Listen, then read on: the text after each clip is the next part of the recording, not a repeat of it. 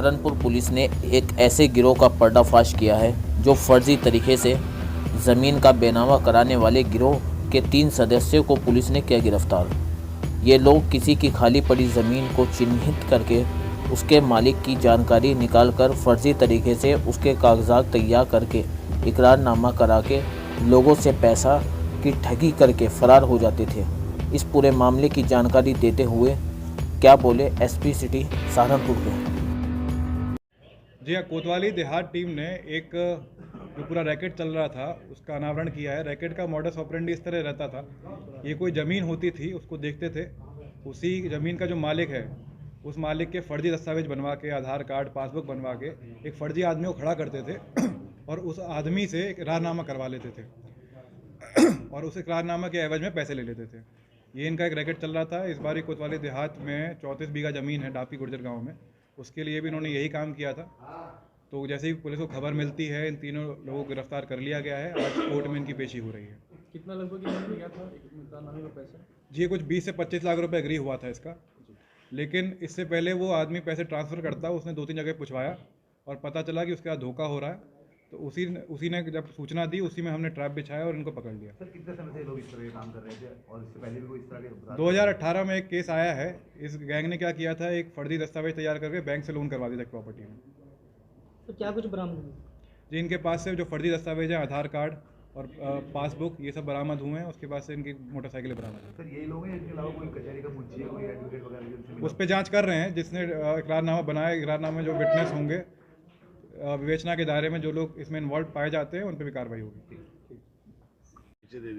मेरा नाम प्रदीप कुमार है और मेरे पिताजी का नाम मामचंद है। प्रदीप जी, आप कहाँ के रहने वाले हैं? आपके साथ क्या फ्रॉड हो रहा था, पूरी बात बता दीजिए। मैं कैलाशपुर का रहने वाला हूँ और हमारी ज़मीन जो है लगभग 35-36 बीघा ज़मीन दापकी गुजर गांव में है और हमें कल सूचना मिली कि हमारी ज़मीन बिक रही है, कोई फर्जी तरीके से बेच रहा है और हम जो है फिर उसकी छानबीन के लिए गए। हमें पता लगा और हमने जो है थाने में सूचना दी और कप्तान साहब ने जो है उन्हें पकड़ लिया। तो इससे पहले भी कोई फ्रॉड किया था इन लोगों ने आपके साथ? ये पहली बार हुआ है? नहीं, एक फ्रॉड हुआ था सर पहले भी, पर इन लोगों का तो नहीं कह सकते। एक हमारी ज़मीन पे केसीसी हुआ था, लेकिन वो हो गया था जमा। आपको कैसे जानकारी हुई कि आपकी ज़मीन फर्जी तरीके से बेची जा रही है? एक बार हमने अपनी खतौनी निकलवाई तो खतौनी में जो है 7 लाख रुपए केसीसी से निकले हुए आए। तो हमने जाके मैनेजर से सूचना मांगी कि जब हमने केसीसी नहीं कराया तो ये इस पर कैसे चढ़ा हुआ है।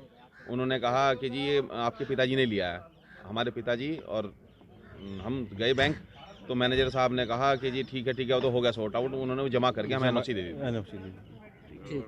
कप्तान साहब का और जो है देहात कोतवाली इंस्पेक्टर साहब का बहुत बहुत धन्यवाद। उन्होंने इसमें जो है बहुत तेज़ी से प्रोग्रेस करी और मुजरिमों को जो है पकड़ा। ठीक है। जी, आपका नाम? मैं बंटी प्रधान, कहाँ के रहने वाले? ग्राम कैलाशपुर।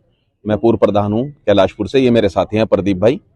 इनके पिताजी के नाम 35 बीघा जमीन दापकी गुजर में है, थाना देहात कोतवाली में।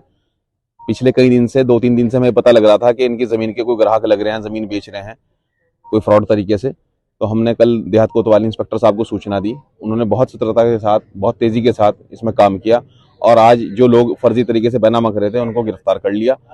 और हम जो है बहुत ही आभारी हैं अपने कप्तान साहब के और इंस्पेक्टर देहात कोतवाली साहब के। पूरी पुलिस टीम ने बहुत अच्छे से काम किया और 24 घंटे के अंदर मुलजिम पकड़ के जेल भेजने का काम किया।